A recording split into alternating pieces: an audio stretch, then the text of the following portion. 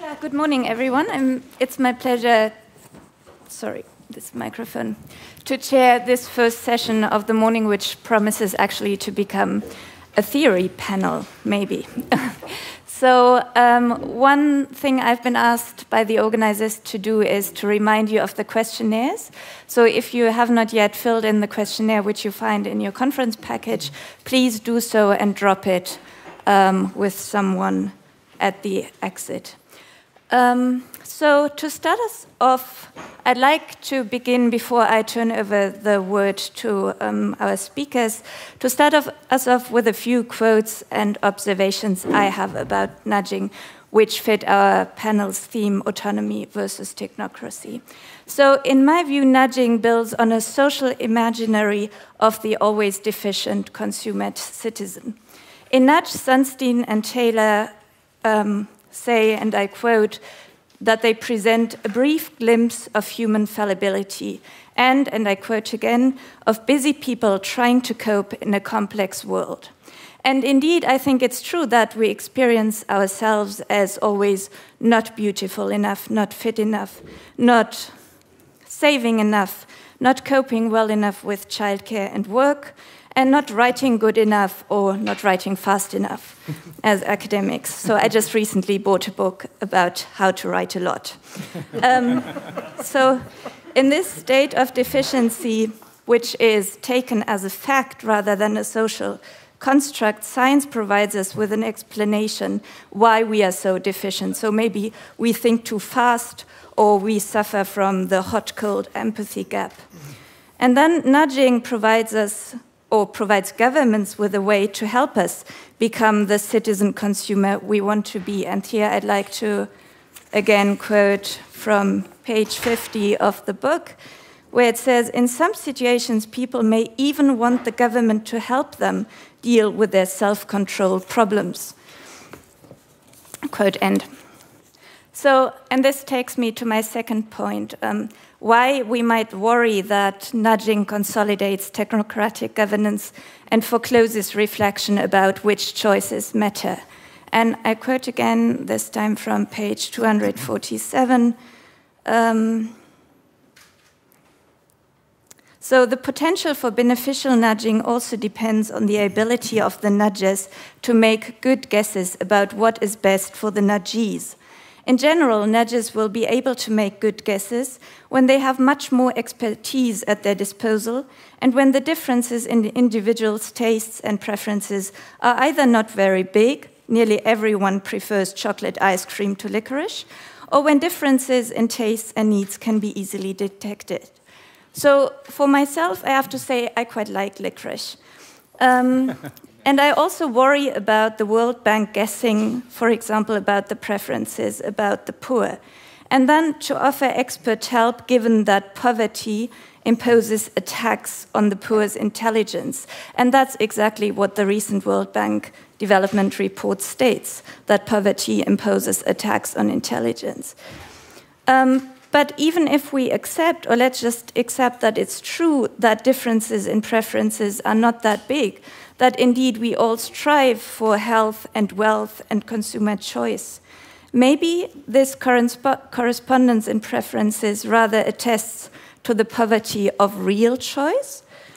And what if, to live autonomously and preserve choice, we have to keep open the horizon of alternatives, including alternative political economies? Could it be that for governments to embrace nudging is one further step to foreclose the imaginability of alternatives and of choice?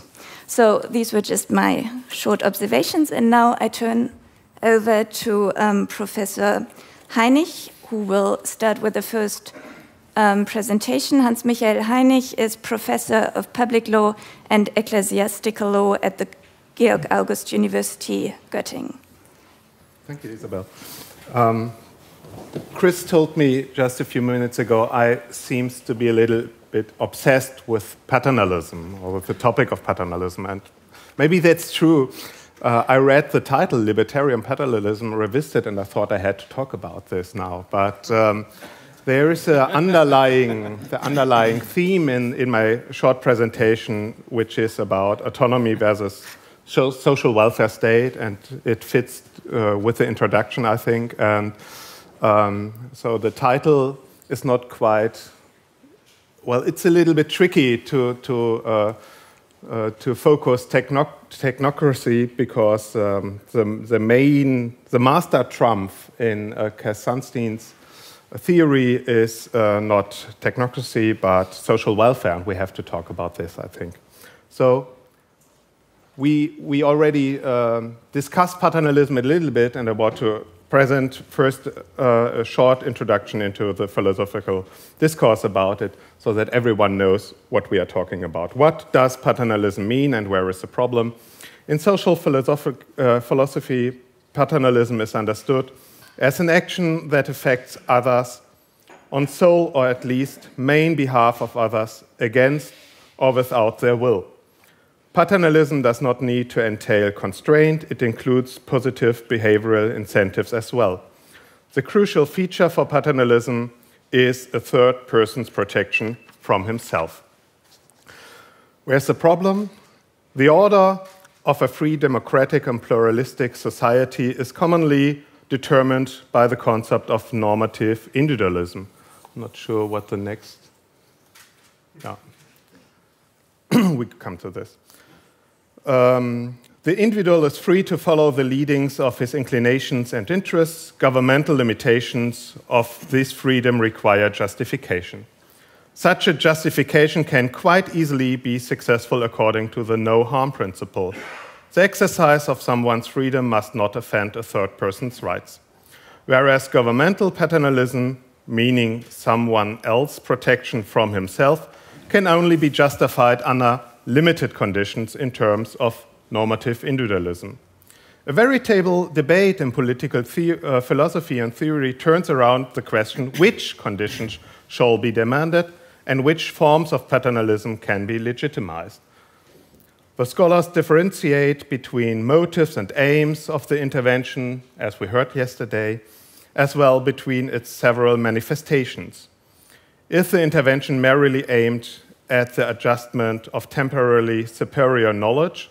Is it a matter of stabilizing the basis of an autonomous decision of the person concerned?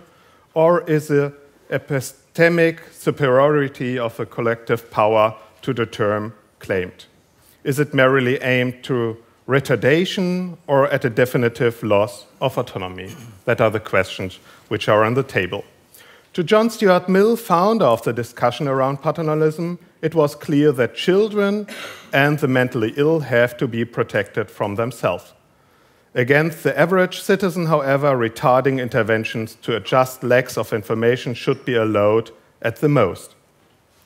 He illustrates this in his book on liberty by an example referring to a bridge. If someone wanted to cross an unstable bridge and there was no time for a warning, that person could be held back to enlighten him about the risk. However, that person must not be forcibly be kept from doing something based on the belief that his well-being could be enhanced more effectively than he could do for himself. You know probably all this example. In this example, many facets of the debate on paternalism crystallize. The reasons Mill provides for allowing to stop the person is his true will. No one truly wanted to fall in a river. A person that is not aware of the danger suffers from a defect of autonomy, which justifies the intervention of a third person. The question is then when such a defect of autonomy could be attested. Based on the tradition of political liberalism, it seems likely to apply the criterion of reasonableness. Paternalism is justified when its acceptance is reasonable. Da waren wir. Corresponding theoretical conceptions work on the basis of an Rawlsian approach. Paternalism is justified when people would accept it in the knowledge of being deficient creatures. On a closer inspection, such theories of reasonableness to justify paternalism deal with two concepts of freedom. In instantness, freedom on the one hand, which can be characterized as arbitrary, fast-moving, sluggish, and compulsive, is contrasted by an ethically reflected freedom that constitutes personality and is able to consider long-term effects of its action. Under different denotions, these two concepts of freedom can be identified in the work of Cass Sunstein as well. Objections to this concept stress the inherent substantialization. Freedom works as a political legitimation due to its formality. In political theory, freedom does not mean the obligation to act reasonable. For example, Joel Feinberg underlined that from the perspective of a rational choice model, there are often legitimate reasons to act unreasonable. Therefore, paternalism could be justified at the most in the case of an action that was involuntarily, meaning that it did not correspond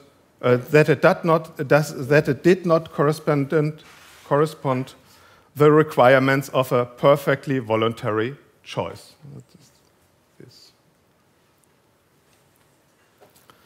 Voluntariness in this case is understood as a gradual phenomenon. The more hazardous an action and the more serious the possible damage to oneself are, the higher the requirements for voluntariness become. Hence, merely a soft paternalism is permitted, meaning the elucidation to protect the voluntariness. So far, Feinstein. Admittedly, even representatives of this concept do in fact approve hard paternalism in one point. Self-enslavement should be per se forbidden. And I think in this point, the breaking point of philosophical liberalism shows up. No political theory goes with axioms and paradoxes. Obviously, the problem of paternalism deals with more than the mere doctrine of liberalism. It is at the same time always a question of strong images and political imaginations, a question of an appropriate understanding of the human being and its political collectivization, a question of who we are, how we want to live together, and how to understand freedom and dignity in this concept. And that were the questions you just raised. Closely linked to this consideration is the observation that governmental interventions generally concern common interests as well. That was a point of colleague Eifert yesterday in the afternoon, and I agree. Political actions do not only affect individual rights, but also the fundamentals of cooperation and good life. There usually exists no pure paternalism in the political sphere, but only hybrid forms in which the rights and interests of third persons are likewise involved. This holds especially true for political communities that jointly hedge many life risks, thus the European welfare states. There, for instance, high costs for health in consequence for self-inflicted damages at the same time concern the interests of the community bearing the expenses. We talked about this yesterday. Second part. No. Do the works of Cass Sunstein and others urge us to reconsider fundamental findings from the debate on paternalism? I'm skeptical. That's what I talked about. I'm skeptical. The behavioral economics teach us that we often behave like toddlers as defined by John Stuart Mill. Or possibly more precise, the world of Sunstein is full of bridges in danger of collapse. Individually, the insights he presents are barely contradictable and often an amusing lecture.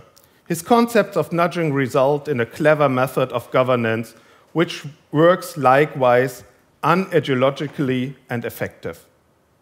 Yet, do the doctrines of behavioral economics suffice to cancel the basic assumptions of normative individualism?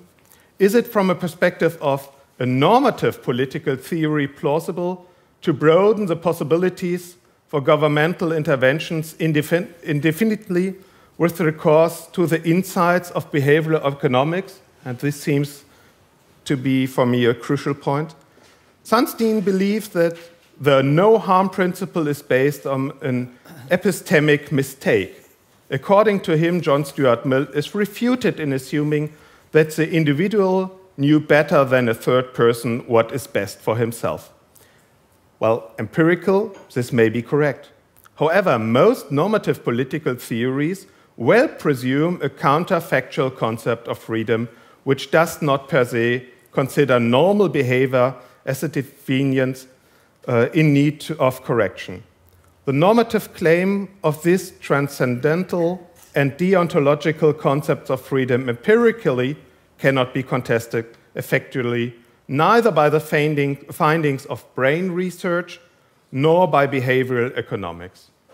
Governmental nudging intends to regulate human behavior, to influence it, and as a paternalistic invention, has to face up the particularly high standards of justification which exist whenever an intervention does not aim to protect a third person, but an individual from himself.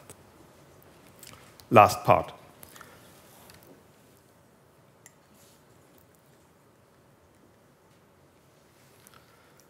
If I do understand Sunstein correctly, he does not even question the fact that a nudge has to justify a governmental nudge. But he denies to embed the burden of justification in the concept of normative individualism. In his book, Why Nudge?, he declares autonomy to be a deduced dimension. It is a means to an increase of social welfare, and that's a trumpet for him. Sunstein's theoretical foundations originate in the utilitarianism, when attributing his ethics of nudging to Mill and Kant to the principles of welfare, autonomy, dignity, and self-government in his speech 2 days ago, it goes unmentioned that he does not relate well to a thick version of autonomy. The instrumental understanding of autonomy lightens the justification of paternalistic inventions for Sunstein. He deems those justified as long as they are formed libertarian, thus preserving freedom of choice for the individual. From the perspective of normative individualism, many forms of soft paternalism can be justified as well. John Stuart Mill already saw good reasons to convince persons who damage themselves of a different behavior. I quote, "There are good reasons for remonstrating with him, or reasoning with him, or persuading him, or entreating him," quote ended. Many measures leading to better informed decisions strengthen individual autonomy. Neither does a wise design of default rules effectively question autonomy. We talked about all this. Yet, in an overall view, it does not seem agreed to me that soft paternalism is insignificant considered from the normative perspective of autonomy. My unease concerning Sunstein's strategy of justification may originate in his change of the underlying concept of freedom. He legitimates nudging by empirically describing human anomalies of rationality. However, the intervention shall be completely harmless as the individual still stayed free to decide. Is that true? What does freedom of choice mean if the decision was deliberately shaped by choice architecture? Don't the findings of behavioral economics argue against the trivialization of nudging? At least based on a strong normative conception of autonomy, one would have to incorporate structural consequences and resulting effects to the method of approach. What changes in our grasp of the individual and his political communitization, his Vergemeinschaftung, if we approve governmental nudging across the board? Isn't such a nudging also aimed at the maximization of the governmental access in the way of life of its citizens, a tough biopolitics as defined by Michel Foucault, a subtle manipulation for the purpose of self-optimization? Each nudge may be well-founded by itself. However, the balance of freedom drawn in total may well be negative, even in comparison to a punctually conducted hard paternalism.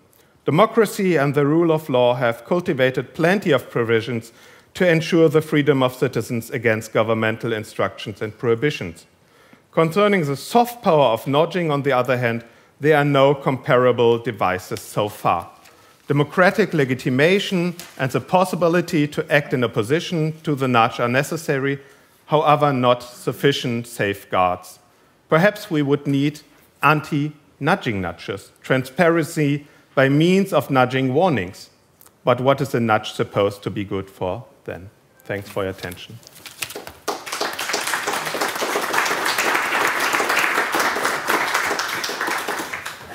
Thank you very much, Hans-Michael Heinig, for this very nuanced presentation.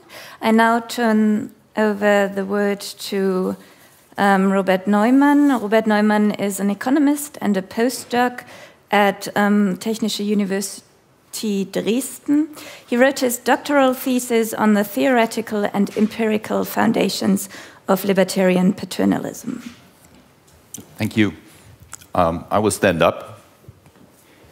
The reason is because I'm close to being the youngest participant in this meeting here. So first I want to thank the organizers for inviting me.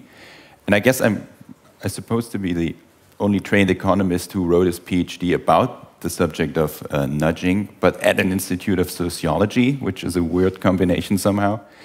And so I hope to infuse some new ideas into the discussion. And there, during my PhD thesis, my supervisor, Eckhard Zimmermann, my former boss, he was very libertarian in his worldviews, and I always had to defend the concept against his opposition. But today I can finally flip the script a bit and be a bit more critical about the concept.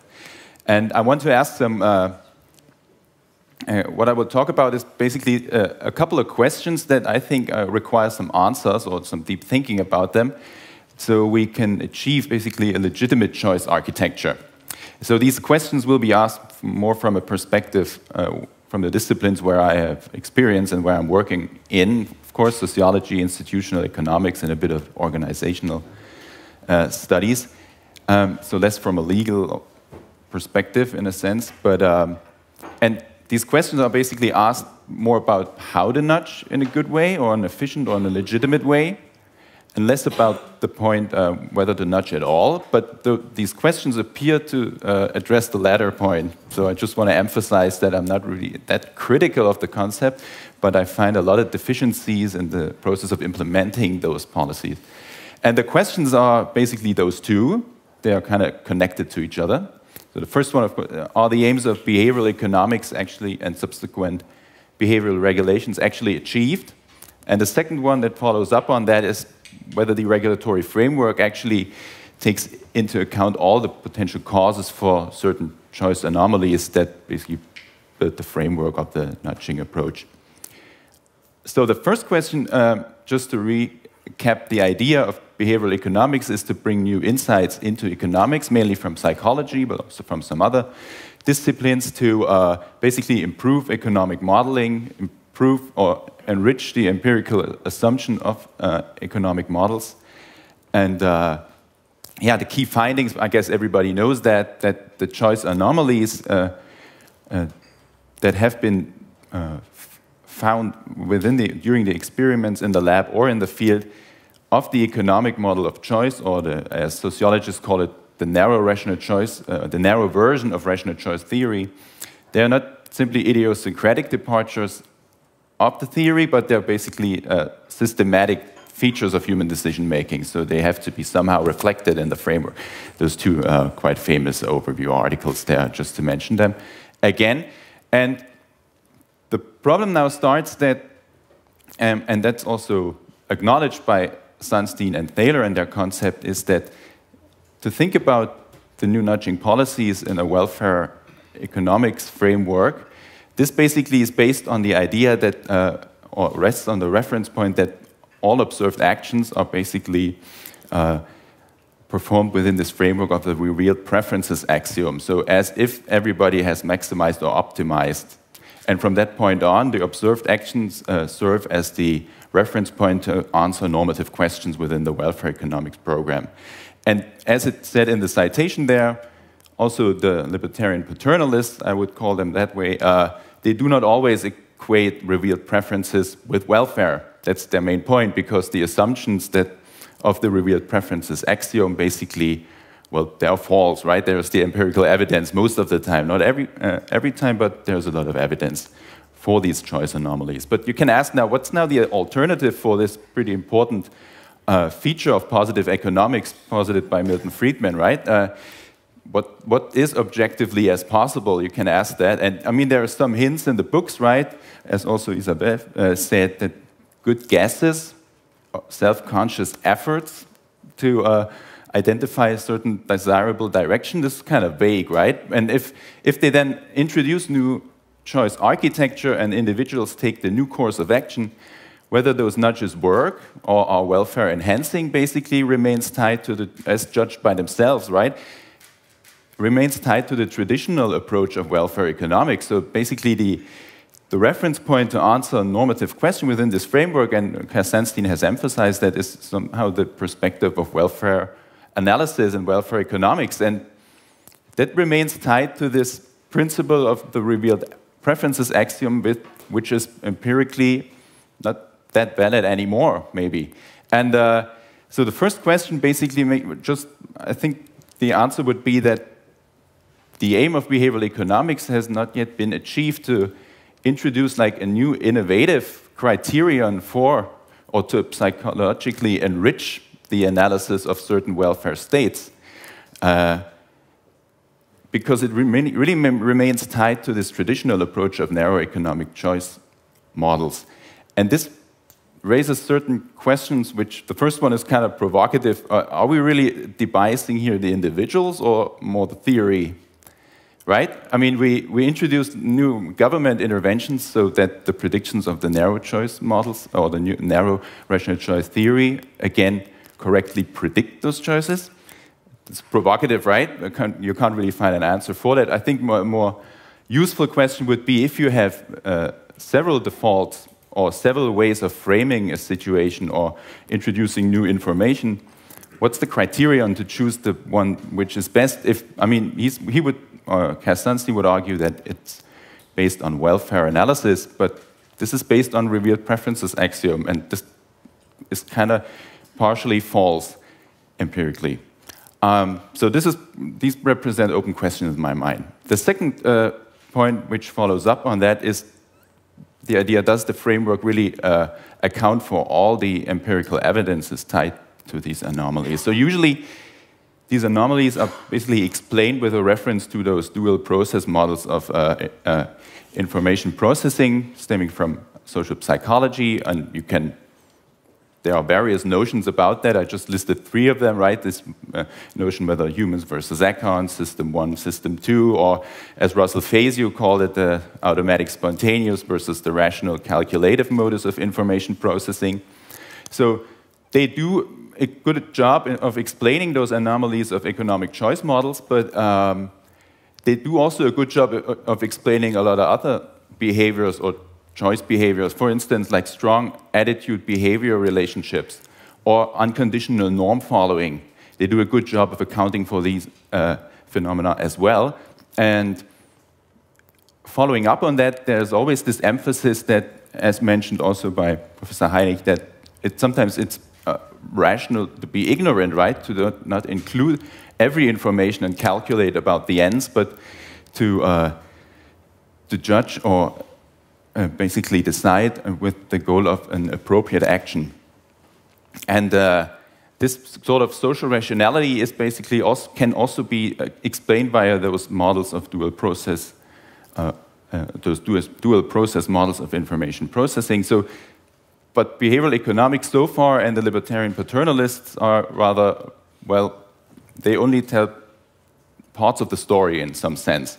And this leads to some, I think, to some ideas that have been also addressed, for instance, by Army and Lobel, that you can make the case that like choices can be guided not only by this thinking about ends, but mainly also is guided by mental models, by the identification of certain norms, frames construct norms, and that may be a problem for the libertarian perspective to change those norms or construct new norms through regulations without taking account the whole explanatory approaches for individual choice making, because we are guided by those mental models of the social environment, about we're influenced by certain habits or shared social expectations of how to behave in certain contexts. And you can make a good case that those default rules or those established default rules that guide behavior informally or formally, maybe the process partially of a long-term learning process, right? And you can easily make the case that those default rules, more or less, reflect basically the institutional arrangements of our society in a way. Because, I mean, default rules are everywhere, right? Either they're formalized via law or they're just informal norms or habits. But these default rules that have been or have evolved reflect basically the institutional matrix, as Douglas North has coined the term, of a society.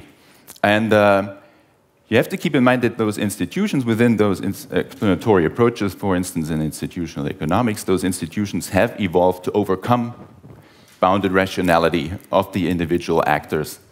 So they simplify decision context in a certain way to enhance learning. That's the basic feature of institutions in some sense. So, so if we do nudging or do choice architecture without a complete account of the underlying guiding principles, why people decide in the way they do, that you can run into problems. And I think we have ample evidence from the area, from the time of during the transformation process in the early 90s, or economic reforms in South America, where you basically had some recipe for an economic reform without a complete understanding of the political, social, cultural underpinnings of within those certain contexts, and you had only an incomplete understanding of them, so they were poorly understood. And you have ample evidence, for instance, like Danny Roderick has written extensively about this, that you're probably not going to achieve legitimate reform and a legitimate reform process, and you don't end up with the ends you desired in the first place. So summarizing quickly, I think the answers to the first two questions is basically, first is not yet, and the second one I would give a clear no. And if you start now thinking about how can we achieve a legitimate nudging, I think the point is that we have to kind of depart from the reasoning just to think about the legitimacy in an instrumental or teleological perspective or with those concepts. It's not just about preference over goals as the economic paradigm proposes, but we somehow have to come up with ideas to integrate preferences over actions, so how goals are achieved. And this is also a point economists raise, right? Raj Chetty just last week in the Eli lecture in the American Economic Association annual meeting, he made this point that it's to answer normative questions, we have to come up with, I'm talking about as I would be an economist anymore, I mean, still I am one, but experience utility is something they do not really have a good approach of measuring it or accounting for it. And you cannot really deal with that by applying the revealed preference approach or the framework. And that's what basically he said in this lecture as well. So, and establishing new rules, if you change institutional rules, for instance, in the sense like Buchanan proposes at the post-constitutional level, because we somehow sometimes not introducing new stuff, but we are just simply changing regulations that already exist in a certain way, this requires a procedural criterion as opposed to this classical economic approach of having judging that on an outcome criterion. So, last two slides. I think this is important. I kind of avoided the two concepts or the two terms that entitle our session tonight, and I just wanted to ask: when we think about the legitimacy of nudging, also that comes up in my mind that we should think about avoiding an economocracy. So what is that? That's basically a term, Wilhelm Röpke, a former economist from the University of Marburg, which is also tied to the School of Freiburg, and this so-called Ordnungspolitik of Werner Eucken. He coined this term to describe a collaboration of theoretically thinking macroeconomists, bureaucrats, also legal scholars to create a new economic reform from scratch, right? But he always criticized that there's not full understanding of some cultural, political, social factors within this process. And of course, you guess, I mean, he was talking about the formation of the European Economic Union in 1957, and maybe we witnessed some deficiency in the legitimacy of the European Union until now, and those differences in the cultural underpinnings of each society. So how to avoid a new economocracy? I'm actually not that afraid. I think that the toolbox is very useful and innovative, and it's not that dangerous as it seems, but I simply think that we just need more information and more evidence on the findings always presented, because they often are more illustrated in very low-cost, in a low-cost fashion with the urinal and with the fly and stuff. And we just simply need more evidence on how preferences over action shape behavior, because this is basically the main source that citizens perceive certain actions as legitimate, not only thinking about the ends, but about the way how those ends are achieved. And I think a good sketch for that is Viktor Warnberg's approach, that he talks about preference-based economic policy. He really emphasizes to account for both forms of preferences in proposing actually economic reforms. So thank you.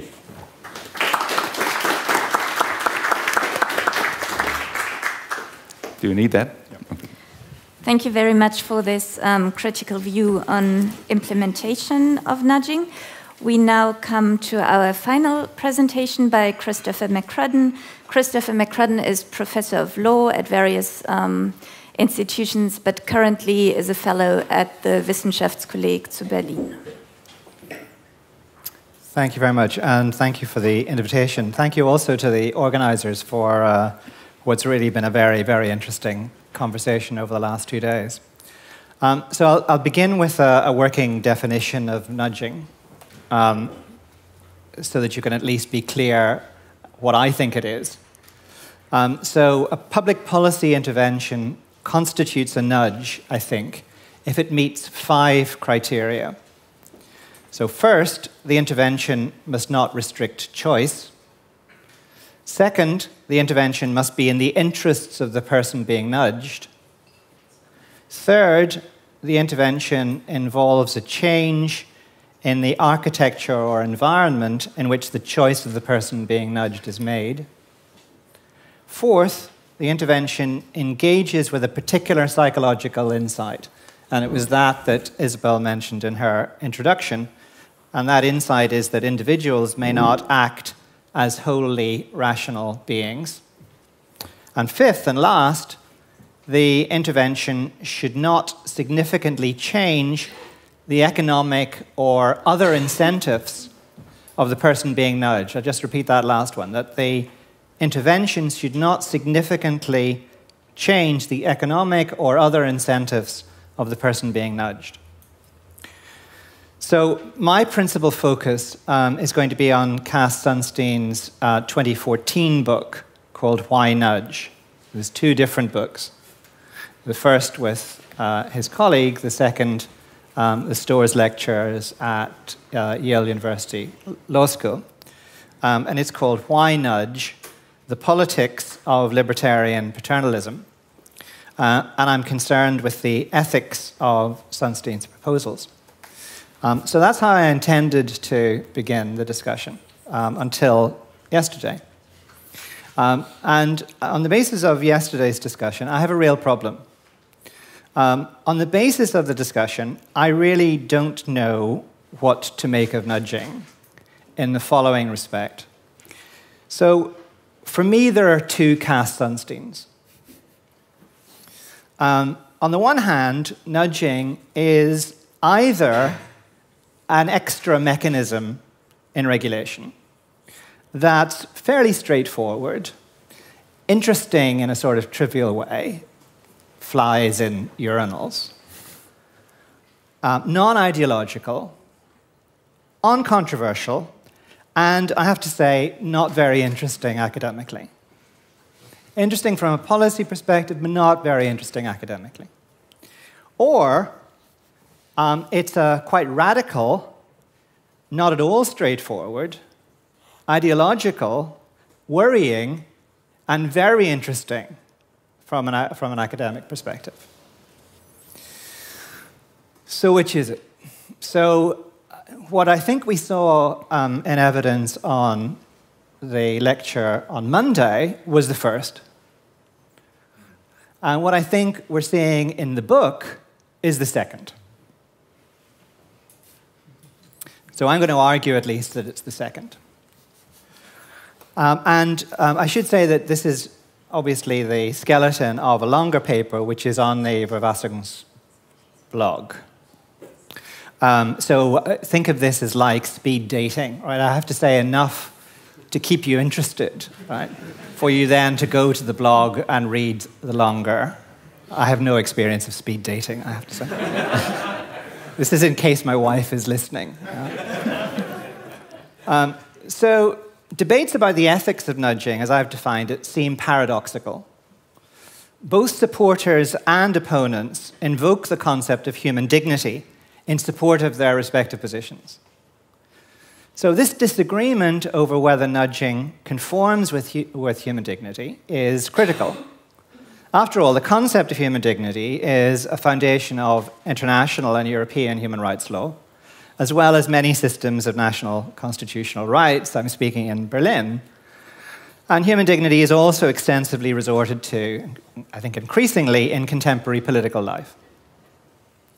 So Professor Sunstein himself adopts a somewhat, I have to say, confusing position regarding the relationship between human dignity and nudging.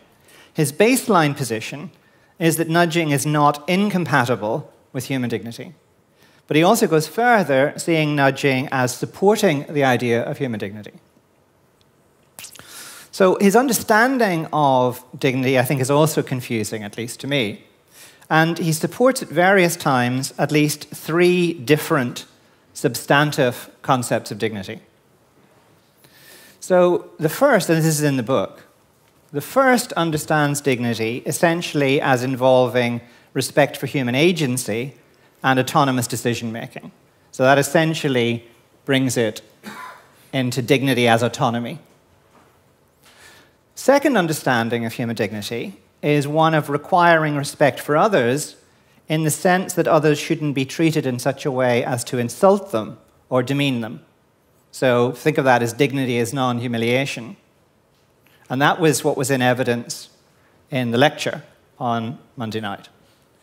Third understanding in the book is that human dignity requires treating people as ends rather than simply as means, and that was alluded to on Monday, but wasn't the central understanding of it as I understand what he was arguing. So that's the object formula.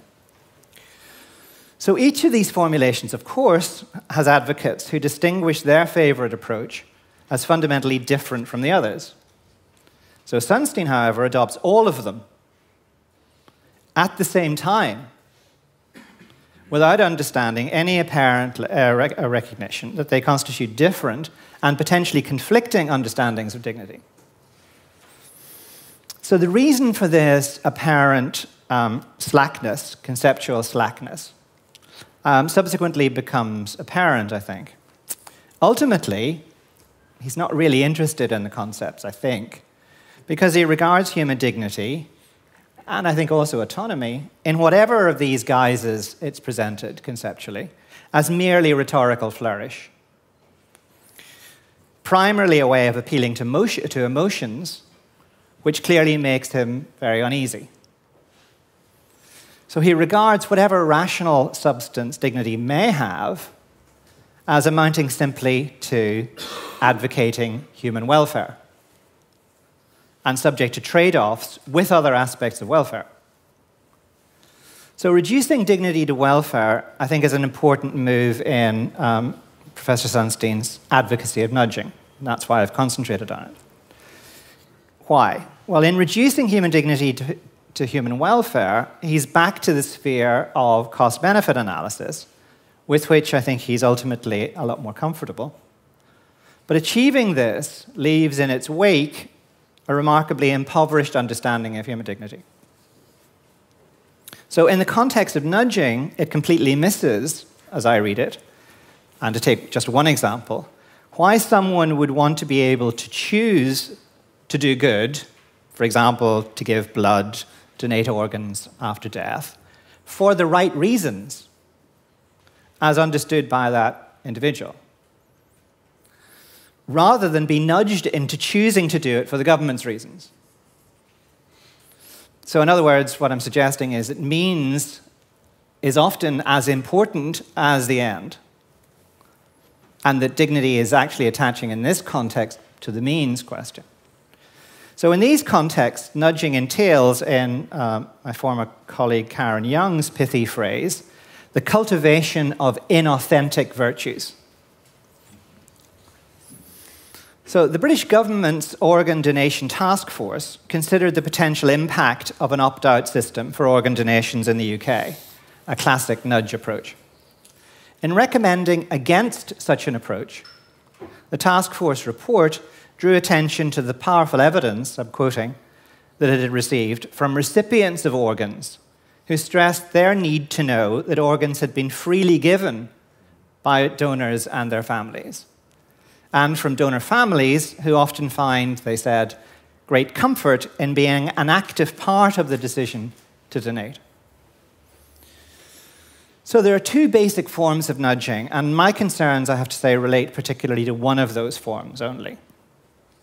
Nudging suggests that public policy should take into account the fact that individual decisions sometimes result from less than fully deliberative choice. But public policy engagement may take either of two radically different paths in taking that insight into account. So nudging that encourages more discussion, more debate, more rational discourse, and more participation in the political system does not, I think, raise the specific concerns that I've just mentioned. On the other hand, some forms of nudging, it seems to me, and I think as confirmed by some of the discussion yesterday, rely on psychological insights to try to ensure good results that depend on less than full transparency. Not all, but some. They depend, in other words, on the use of choice architecture that's intended to work deliberately to bypass the individual's rational decision-making processes in order to channel behavior in the direction preferred by the choice architect. They attempt, in other words, to harness cognitive irrationalities in aid of the desired social policy outcomes, taking advantage of the human tendency to act unreflectively. It's a trivial example, but the urinal example is, I think, quite interesting in that regard. I have to let you into a secret. In the Vico bathroom, men's bathroom, there is just such a urinal with just such a little fly. And I hadn't realized the implications of it until I'd read the book. That's sort of what I mean, that I hadn't realized what it was there for, but it was operating on my subconscious. That makes me uneasy.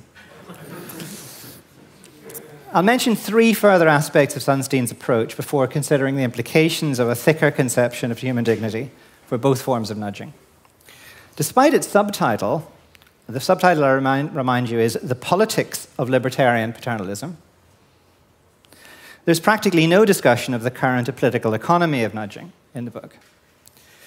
Yet it's no coincidence, I think, that the four governments that have shown most interest in nudging are all conservative, center-right governments. The Obama administration in the United States, which I have to say I regard as a conservative center-right government. David Cameron's coalition government in Britain, my own government. Angela Merkel's government in Germany. And the current government of New South Wales in Australia. Those are the four governments, so far as I understand it, that have shown most interest, and they're all center-right. So this helps, I think, situate the current practice of nudging centrally within economic liberalism and deregulation.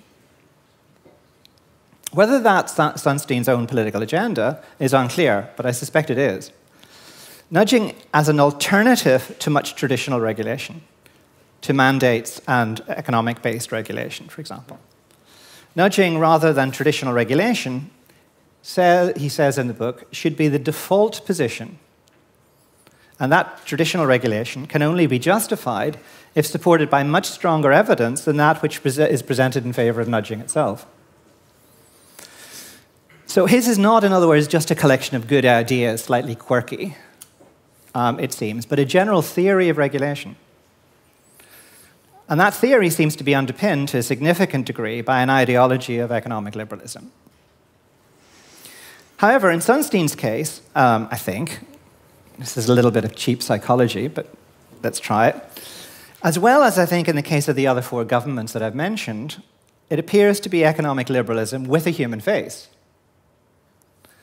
So there remains a desire to achieve some betterment of the human condition, provided it's without significant political or economic costs.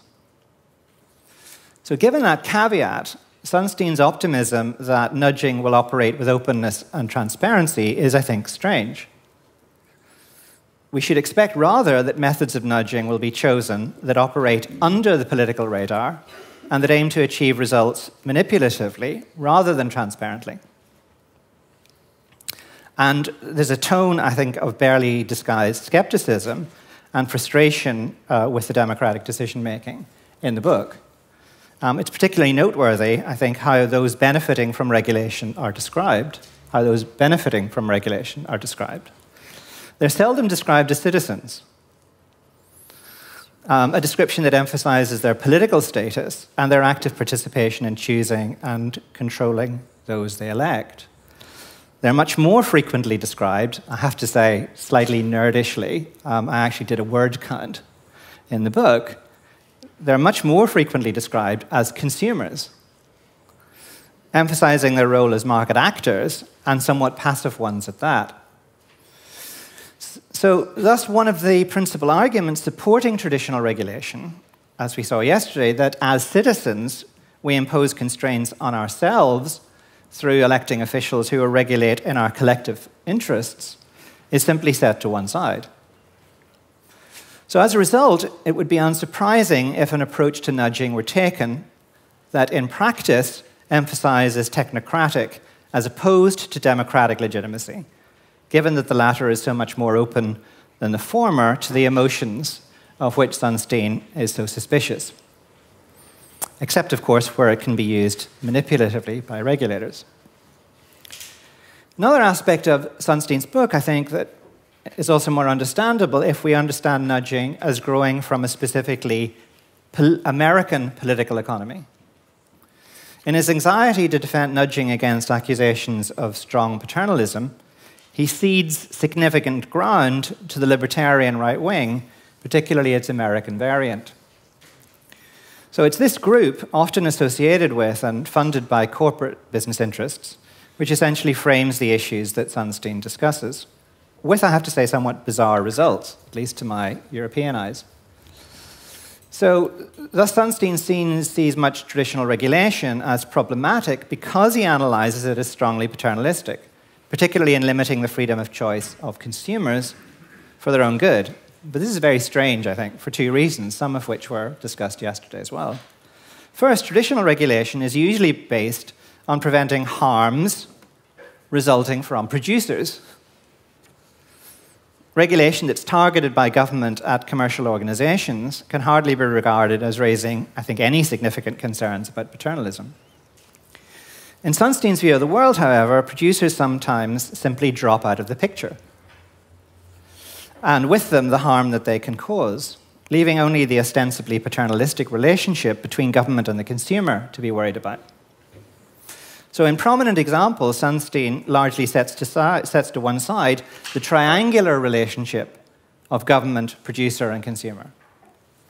For example, rather than seeing banning the sale of fructose-saturated, obesity-inducing sodas in huge 16-ounce containers you see in New York, as rather than banning those as restricting the harms caused by soda manufacturers, the issue is reframed as one of government paternalism towards soda consumers. Another example, in none of the list of 14 regulatory possibilities he considers in the book, 14 regulatory possibilities, in getting people to stop smoking, is there any mention of the option that the manufacture of cigarettes might simply be banned because of the harm they cause. I wonder why. By allowing producers to escape scrutiny, government is let off the hook by having to satisfy what's surely one of the principal tasks of government in securing human dignity, to provide the conditions for individuals to be able to exercise free choices by regulating harms caused by powerful interests. Second problem is that much regulation that does target consumers is not primarily concerned with affecting individuals' actions for their own good, termed self-regarding decisions, but rather for the good of others, other regarding decisions. So when assault rifles are prohibited, all too apparently important in the last week, this is primarily to protect others rather than the individual who seeks to own these weapons. Or when cigarettes are taxed in order to reduce smoking, this is often to reduce overall costs to National Health Service budgets, rather than for the benefit of the individual smoker. So to view these types of regulation primarily through the lens of paternalism, as if they were aiming to target self-regarding decisions by individuals, just seems misguided, as well as to have implicitly accepted libertarian right-wing framing of these issues. So this is not, of course, to say that Sunstein doesn't understand these points. Of course he does. My fear is that the progressive, as it were, here we come back to the two Sunsteins, the progressive in Sunstein has become so disillusioned by the inability of American progressive liberals to retain, let alone advance, basic aspects of progressive politics, that he sees nudging as simply the best way of achieving aspects of that agenda, given the rather bleak political circumstances.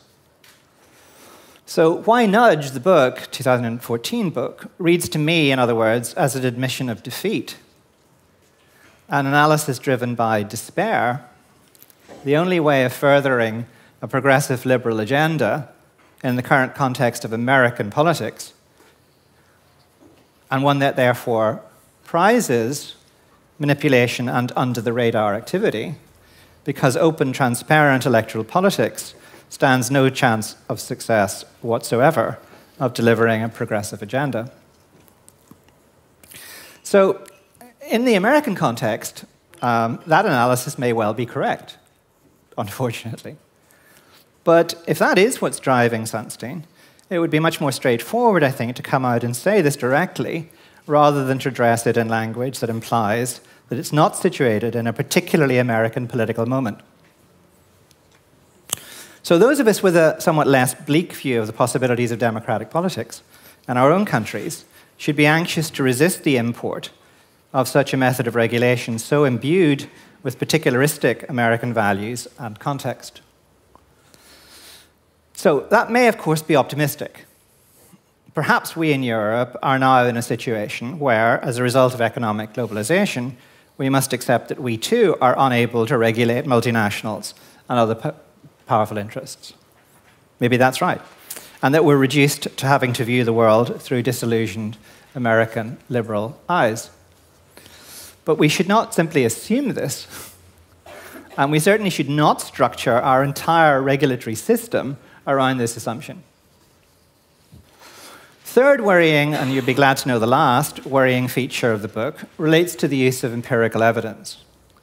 So Sunstein's apparently committed to evidence-based policymaking. At several points in the book, he stresses the need to test criticisms of nudging against empirical results of nudging in practice. And he's repeated that consistently in the last few days. So what then does the evidence about nudging actually tell us about its practice? So a detailed investigation was carried out by the Science and Technology Select Committee of the Upper House of the United Kingdom Parliament in 2010 and 2011. So this is a year-long investigation of nudging. And the report, I think, makes sobering reading for those contemplating introducing nudging as a central element in government regulation. So given the features of Sunstein's work noted above, it's not surprising, I think, that evidence from this report confirms several of the hypotheses about nudging that I've been developing. It indicates, for example, that as practiced in the United Kingdom, nudging undermines a thicker conception of human dignity in at least two ways. First, and this is the empirical evidence, so I was slightly surprised yesterday when Professor Sunstein denied that there was any evidence on this point. This comes directly from the Select Committee's report. First, it diverts government from its responsibility to use other, more effective instruments that would secure the just redistribution of resources essential to us being able to exercise our human agency effectively. Second, it reduces opportunities for public deliberation and democratic discourse in favor of non-transparent technocratic manipulation. And we've already seen that other evidence from the UK in relation to organ transplants suggests that certain types of nudging strategies restrict the opportunities for citizens to act as moral agents, which involves us in doing the right thing for what we consider to be the right reason. So the absence of any reference in the book to the British empirical evidence, note that the book came out in 2014, the report was in 2011. The fact that there's no evidence, there's no reference to the book, in the book to that evidence, I think is noteworthy. Jeremy Waldron wrote in his recent skeptical review of Why Nudge in the New York Review of Books, some of you may have seen it, that Sunstein's argument would be more reassuring were there to be, quotes, a more candid assessment of what might go wrong with nudging. So my criticism should not be seen as an attack on behavioral economics. Its benefits as a tool of analysis are clear in several respects. Some of them very clearly on display yesterday, particularly in the antitrust context. It seemed to me a very interesting case study of how you understand better the market by understanding behavioral economic approaches. No problems with that at all. It's also an interesting tool of analysis in at least one other respect. Sunstein points to the insight in his book that proponents of policies are apt to be wildly optimistic about the benefit of policies they support, and significantly downplay the likely problems.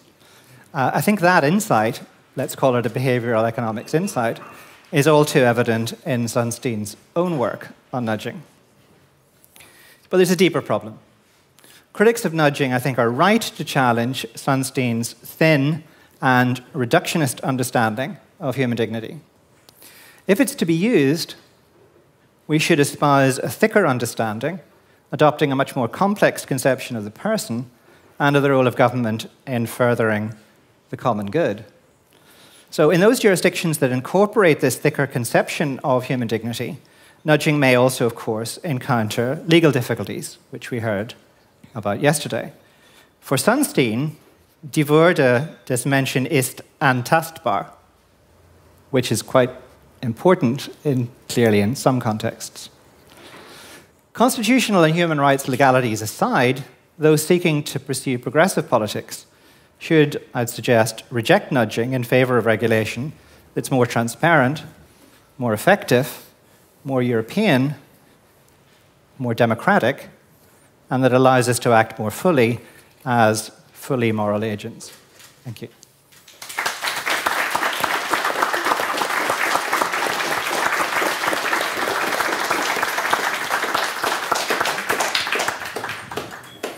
Thank you very much. So now we have plenty of food for thought and open questions to debate in the about 20 minutes we have left for discussion. And yeah, I would like to open right away the debate. Any questions? Yes, please. Fifth row. I forgot your name. I'm sorry. Christine. I had a clarification question, actually, to Christopher.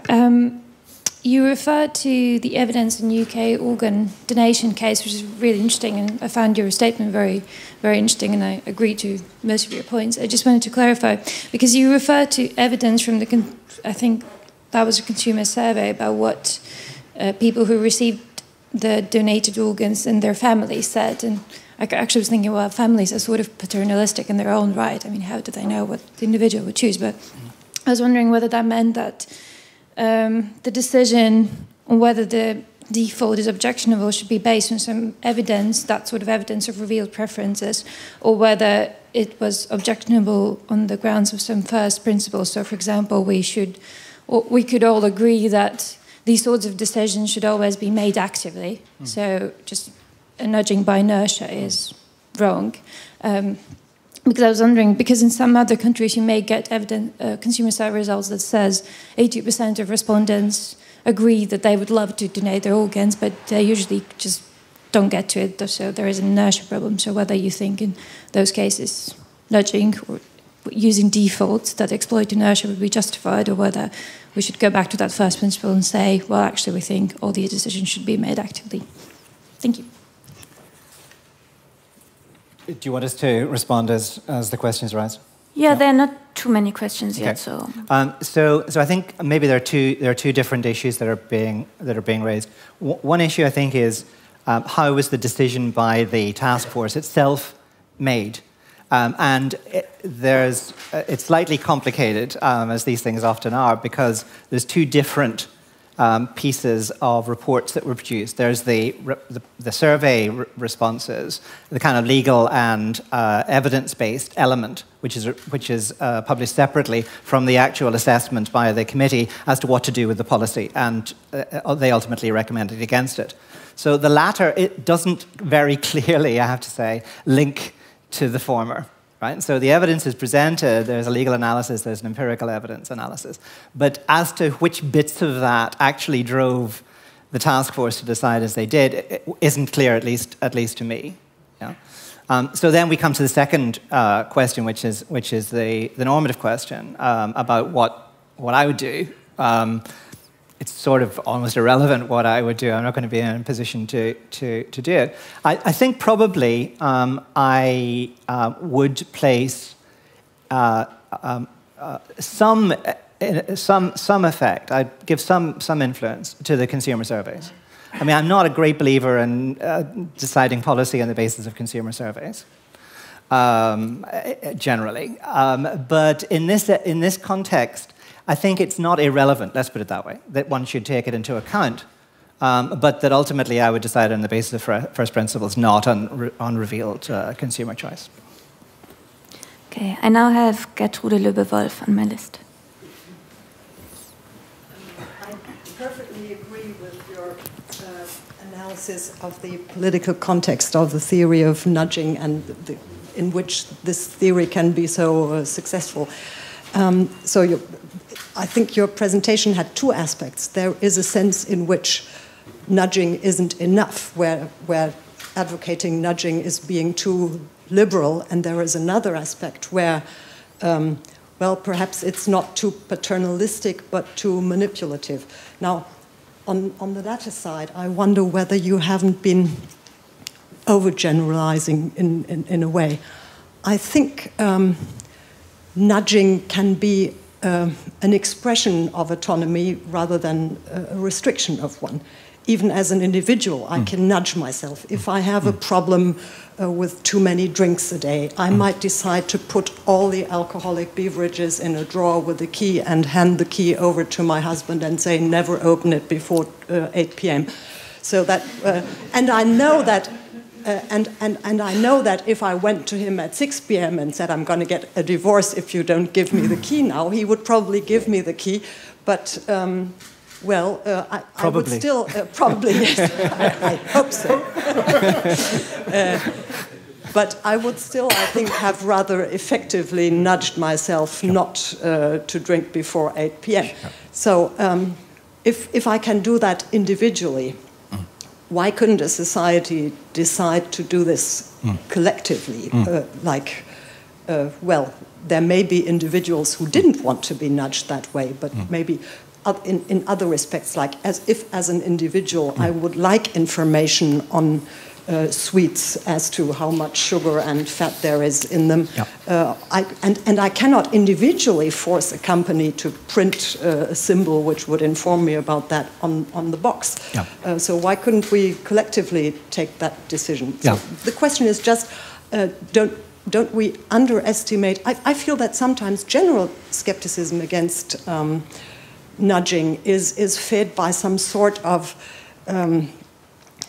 offended sense of autonomy when we are told that we are not that we are much more dependent on frameworks and even in a sometimes irrational way than we thought we are. But that's not a problem of the political theory of nudging. That's a problem of human nature, which may be correctly or incorrectly described, I think, in certain aspects correctly. And then we shouldn't be offended, but we should think, well, we can still take pride in our autonomy in that it allows us to make use of our freedom to create frameworks which will help us to behave the way we want to. Yes.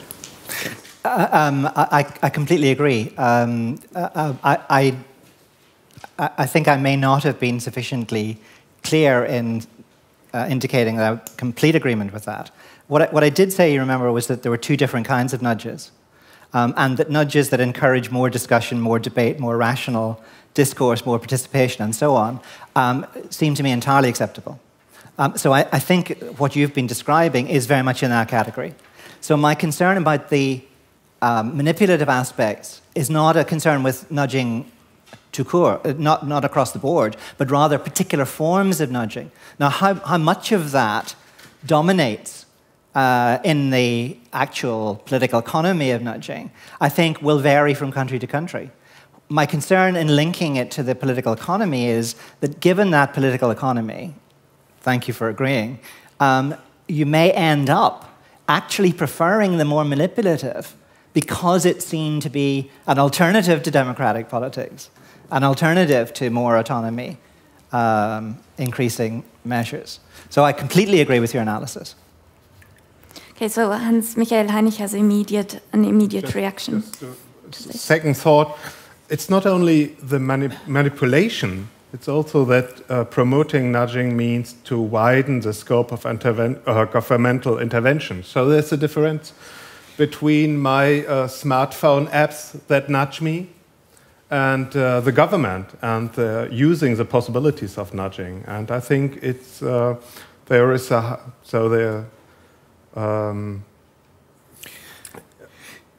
the needs of justification for regulation are different than of nudges. And if we promote nudging in a bright sense, we have a different relation between the government and their citizens. And there will be changes. So this is also a difference between private nudging and public nudging. Well, which does remind me of a concern that you may have been picking up that I haven't fully explored. So in the example of the organ donations, I did say that concerned me, even though it may fit into your category. But my concerns with that were not with the manipulation. My concerns with that were that it underestimates that in certain kinds of decisions, we want to make the decision, that the means by which we make the decision is as important as the ultimate result that's achieved. Now I have a question by Lars Klun. Thank you. The whole debate reminds me of the early debate on the legitimacy and philosophical foundations of classical economic analysis of law, which we had in the 1980s. Of course, I was not part of that because I was still at grammar school, but you can read all the arguments. They were all on the table, and I think it's quite easy to predict that on a theoretical, philosophical level will probably end, if we aren't there already, will end at pragmatism. So this is what Cass Sunstein said a couple of times. Let's talk about concrete examples of regulation. Let's talk about concrete cases. These are the rules I suggest. And what are the arguments against those rules? And I think this is very helpful. And that's why I doubt that the Constitution and philosophical principles have very much to add. Because what will be the point? I mean, are we better off in a world where we don't talk about nudging anymore because we reject it right away because it's against autonomy or dignity? I don't really see the point in that, to be provocative. No one rejected it here. Well, no one. At all. So that was not on the table. Okay. Then I okay, all right. But why do we need 3 days if it's just about pragmatism? Right. I don't know. Just so. Yeah, well, that would be my argument. That's my now. first model. No, I don't know. I don't know if we agree or disagree. Okay, so let's. Okay, just take a little further. So Professor McCrudden said that in cases in which we have psychological deficiencies which can be exploited by third parties, all right, the triangular relations. What Oren Bargill talked about, or the great papers he wrote about behavioral market failures, deficiencies which can be exploited. If we look at it from a constitutional perspective, I think we have on the one side principles that might speak against nudging. On the other side, we clearly have the duty to protect citizens, so-called Schutzpflicht under. Sure. And that. So how would you? I understand Professor McCrudden to say this is not a problem at all because we have third-party effects. If that's true, I think it'll be very hard to find any nudge which does not have any third-party effect or any external link, say, and if it's allocation effects in the end. Absolutely. All right. So here we have the thesis, it's not a problem at all. Would you agree with that? Sorry, what's the that's not a problem?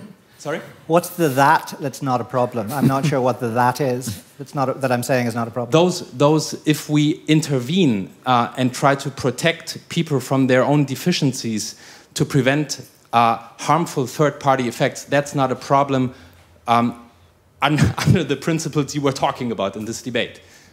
It's not a problem in the sense that it's provided it conforms to other constitutional restrictions, for example, and provided it's done within a proper method, for example, in terms of democratic debate, then it's not for me a problem.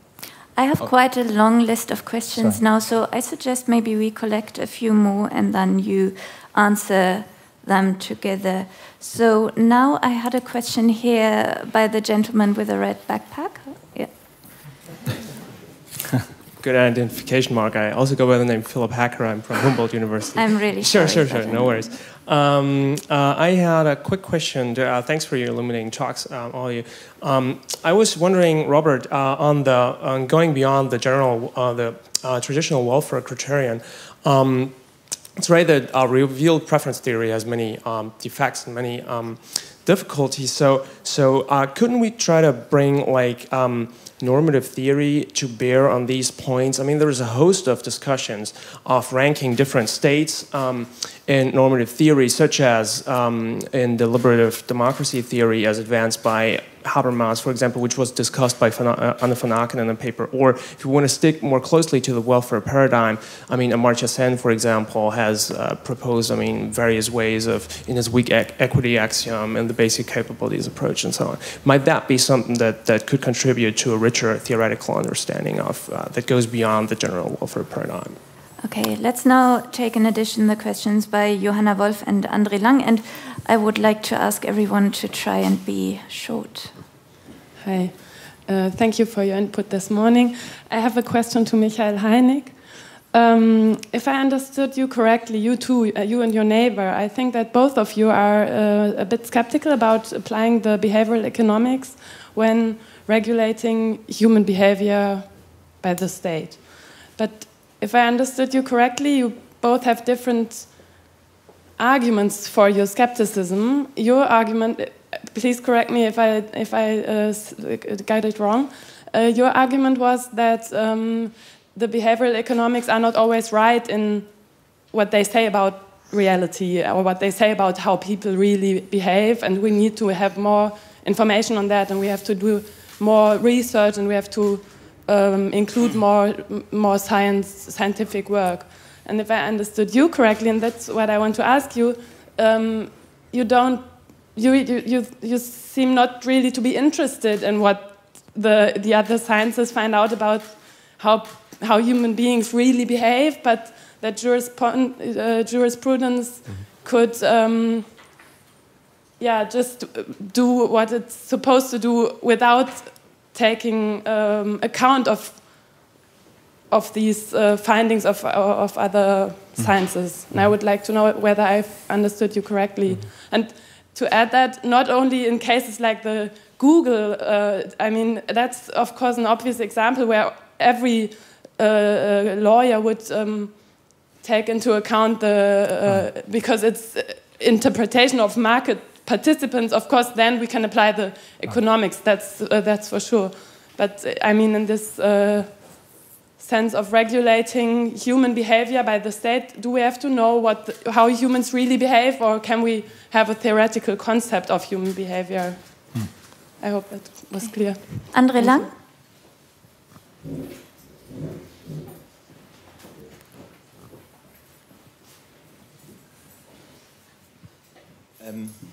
Professor McCrudden, you developed a very persuasive case to be skeptical with regard to nudging. But it seemed to me that maybe your skepticism was a bit overstated, and I want to push you on certain assumptions using the organ donation case. So your main concerns were that nudging undermines the ability of the individual to act as a moral agent, and it undermines public deliberation. But now if we imagine we adopted a regulation that changed the default rule with regard to organ donations, I could imagine that this forces us actually to act as moral agents. So kind of in Western societies, I think individuals have a tendency also to to sidestep moral issues. And so maybe this will actually force us to act as moral agents, and at the same time would probably also stir public deliberation about these issues. I mean, of course, we could, as an alternative, consider a public awareness campaign, but as this would be legally inconsequential, I wonder if this would actually be capable in the same way to maybe force us to act as moral agents and further public debate in the same way. Thank you. Okay, thank you. Before our last set of questions, I'd now like to give the speakers the opportunity to answer. Robert, would you want to start? Okay, valid question, good question. Of course, I'm not really an expert on those normative elements, because I'm more of a quantitative empiricist. But I would suggest that the normative underpinnings of nudging, I think, in my sense, are quite well justified with the ideas of Rawls in the book. And you can make a case that you can extend then from a more libertarian perspective if you infuse some ideas also from Buchanan, or if you think about ideas from like concepts of freedom from Isaiah Berlin, because I have the impression that nudging basically obeys to the concept of negative freedom more so than to the concept of positive freedom from my perspective. And for that, there's probably not really the need to look for more normative, let's say, theoretical approaches to justify the concept at all. What bugs me is more of the applied process of implementing those policies, not taking into account the entire, let's say, what economics can offer, or the thinking that it kind of like still in those traditional streams of thinking that obeys very much to this positive economic thinking of Milton Friedman. And probably Sunstein should look into those works as well. But I think I can't really suggest that that's the solution for those questions there. But it's more of I think the inconsistencies that are still there need to be addressed within the framework, and I think that would be a starting point maybe to also look at those theorists there. Okay. Then there were a few questions addressed to you, Hans. Mm-hmm. I think two, I would like to pick out two. What I'm interested in an informed normative theory, which is still normative. So I'm interested in theological images of human beings as well as in behavioral economics. And interesting is that they both fit together, for example. So maybe they should read each other more. And then we wouldn't have the problems Gertrude Lübbe-Wolf described, that we feel scared to know more about ourselves. But still, there is something like a Science difference, and I think we should care about this. But we can discuss this. Second question was, does theory help to deal with nudging, or is it all just about pragmatism? Well, it helps to contextualize. You shows us this is a concept which really fits in the US context. And what does it mean if we transfer it into European welfare states? Does it change our political thinking about the welfare state? Does the instruments fit in the welfare state? This is a question I think we have to raise. Theory helps to look not only on the single measure, but on the structural consequences. And I think it's on the table and we can't deny it. And theory helps if we think about to deal with mixed paternalism and the needs of justification. And this is for me an open question. If we have mixed paternalism, if we have no pure paternalism at all, nearly nowhere in governmental nudging in welfare states, is the no harm principle then enough? Or does it change? Is the justification changed if the government wants to protect also others from themselves? This is for me at the moment an open question, but we have to address this question. Christopher. I love the idea of behavioral economics meets the image of God. I think that's a fascinating discussion, but one for another day, which I hope we'll be able to have. So there are 2 points I wanted to make. One is that, just to clarify, my concern about the political economy issue is the following: that importing the solution may mean unintentionally importing the problem that the solution was originally devised to deal with. That's ultimately the concern. To respond to the gentleman at the back, is it Andrea? Is that? Andre. Is the discussion in my argument overstated? So I was trying to nudge you into skepticism. And it would be, I think, interesting to get your reactions after reading the blog, which is a bit more nuanced, I have to say, in terms of the arguments. But responding to particularly to the organ donation case, so I was using it for one of the 2 reasons that you mentioned. So I was using it as an example of the moral agent's point, not really a concern with public deliberation. In fact, I think, possibly ironically, the way in which the UK debate occurred was that because the default position had been proposed, that effectively, in rejecting it, did generate a lot of public deliberation. So I'm not really using it for public deliberation purposes. It's much more for the moral agent point. And it's a limited point that I'm making. It's not that nudging in general means that you don't act as a moral agent. It's simply that in that context, it illustrates a particular kind of problem where you want to decide something because of you want to decide something yourself, and the means by which you're doing that are as important for you as the ends. That doesn't apply to all decisions, but it applies to that particular decision, and that's why I think it's not a unique decision, but a particular class of decisions that the moral agency issue arises in. Now, we are at the end of the allocated time, but I would still like to give the 3 persons who signaled their questions to me the opportunity to pose them. So those were first Jeff King. Thank you very much. I very much enjoyed the tone of these, all of these presentations. My question is for Hans-Michael Heinig. I was unclear about what your position was on hard paternalism and mandates, and whether you actually supported them in some cases or didn't. My thought is that you might, and you probably do, support mandates such as seatbelt laws and taxes on cigarettes and so on. So I noted this critique of manipulation and this concern you had in your presentation about government intervention. And my understanding is that you might support mandates because they are usually introduced after discussion in Parliament, which is a more transparent way, less manipulative.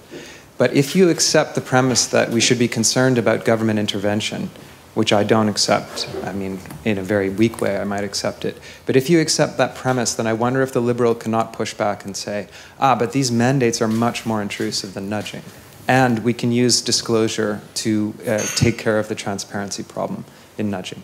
Okay, thank you very much. Then there is a gentleman in the back. Yes, you? And try to be brief because we want to have 10 minutes. Yes, actually, I agree totally. No. Sorry. It was, okay. Yeah, no, I have you on my list, so just start. Okay, thank you very much. Being a regulatory practitioner, since I'm working in the Federal Chancellery in the Better Regulation Unit, I wonder, and this is an attempt to make a long issue, to give it just in a short question, I wonder what is about the regulators in all of the theoretical approaches you presented here. And to be a little bit more specific, I think there are two types of regulators. So the issue, the concept of regulators is quite diverse, but at least there are two types. The ones who are working in the administration, they do influence regulation and the practice of regulation with their daily work. And I learned on Monday afternoon or Monday night, they nudge anyway, what we discuss here. And the second group of regulators is the group of politicians. So how does the theories you refer to think about the role of politicians in these games? Because they formulate the values, they get elected because they represent certain values, and they are the big players in this picture. So thank you. Thank you. If you now could pass on the microphone to the gentleman in the center. Yes, thank you. Thanks. I agree with what you mentioned concerning the politics of nudging in the US context. And it's quite interesting the fact that behavioral economics was developed in order to promote regulation. And actually, I wish to distinguish nudging and behavioral economics from that perspective. Nudging actually has been used in order to limit regulation. Yeah. But I just wanted to make 2 points. The first one is we talk a lot about preferences and the way economists actually define them. This actually is very different from the way the common language of preferences is. Economics, since ordinalism, takes the view that preferences are between something which is A or B. But welfare economics is actually taking the view that preferences are total subjective comparative evaluations. And I focus on the total evaluations in the sense that it actually involves the long term. So what could be the long-term evaluation of a particular context, not just in a static moment. So and I think the problem here we have is about the long term. As Christopher, you mentioned before, of course, there's a problem with regards to the absence of deliberation and democratic politics. But if I look a little bit to some recent work, for example, done by Pierre-Vincent Vallon, there is actually a problem with regards to the way the long term is also taken into account by democratic politics. So we are actually relatively back to this kind of archetypical distinction between technocracy and expertise and democracy, but I don't think we can assume that democracy will work better and will actually integrate the long term. I mean, I think we need to engage with that, having in view, obviously, a lot of theory concerning democratic politics, and in particular the role of parties and politicians. And the second thing is how actually your remark concerning the 4 jurisdictions that are very much interested in nudging, I would say that this is something that will definitely expand to other jurisdictions because we are in a cost-benefit analysis state. In the sense, impact assessment is actually now applied in 27 jurisdictions in Europe, including the European Union. And if you look a little bit to the matrix concerning the impact assessment, one of the things we look, obviously, in order to find out if there's net benefit value, is were there any less restrictive alternatives that will have, promoted probably less cost to business, etc. And I would say nudging in this particular context might be considered as a less, kind of restrictive alternative in certain ways, and might probably help pass regulation that won't pass otherwise. Okay, thank you very much. Great questions. So let's try to wrap up in 1 minute speed dating like statements and continue the discussion during the coffee break. Okay, so I'm assuming that the 1 minute is a European Commission 1 minute, which is suspended until the decision is actually made, yes? There are 2 points I want to pick up. One was the gentleman from the Federal Chancellery. Thank you very much for that. That's very well taken. I think actually there's a very interesting sociology of nudging to be done as to where it originates from and who operates it. I think you're absolutely right. And it seems to, just to complicate your picture a little, it seems to me there are actually 2 different kinds of regulators that are doing it day to day, as it were, within ministries or within agencies. And what we saw yesterday was that in some contexts, the nudging idea is coming from the bottom, is coming from the day-to-day administrators. And I think there it has a sort of technocratic element to it. And the only problem from my point of view in that context, or major problem, is whether technocratic legitimacy displaces political legitimacy. That would be a concern. The concern from the top, as it were, when it's coming from the politicians or from senior administrators who are essentially acting in their stead, is the problem for me that it seems to me to fit within a neoliberal political economy. But that's a concern with neoliberalism rather than necessarily with nudging as such. Yeah? On the point about that the last gentleman mentioned about the 4 jurisdictions, let me just pick up that point, and the notion that it's going to spread because we're now in a cost-benefit state. I think you're absolutely right. My concern is with the cost-benefit state. Okay. Also to the representative of the Bundeskanzleramt, I would differentiate between the short-term impact and the long-term impact of a potential lack of legitimacy of choice architecture, because the politicians obviously going to be affected more of the short-term consequences. They're maybe not going to be re-elected if the citizens do not perceive certain new regulations or interventions as legitimate. The regulators themselves, they're of course tied to administration being in place where they are, but probably they're more influenced by a more long-term perspective about the effectiveness of certain regulations. But taken together, they're both affected that they are also boundedly rational actors. So they can't have all the information if they're not emphasized of gathering more evidence. So they have to take this, both sides have to take it into account. The last question concerning the preferences, I would simply say that the point is well taken. It's the big picture that matters, the overall welfare of the society. The thing is with the outlines and nudging is that the reasoning behind nudging is very individualistic. And so that's why my thoughts were really restricted to the individual.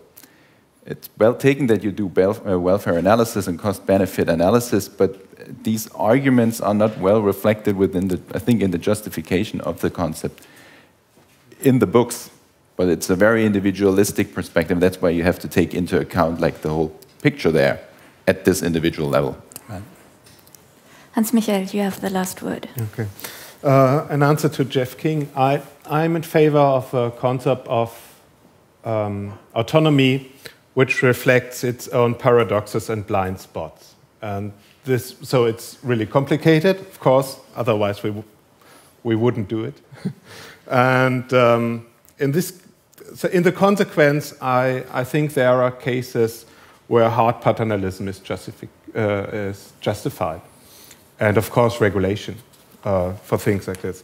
My problem with nudging is that nudging will definitely increase governmental interference, and I'm not sure if I want it in this broad scope.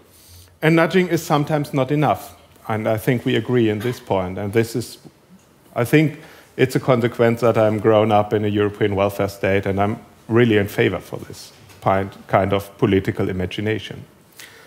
Yeah, that's it. Okay. Thank you very much to our speakers and the audience which asked so interesting questions. We'll have a coffee break now. I think we should probably be back in 15 minutes for the next panel. So thanks to everyone.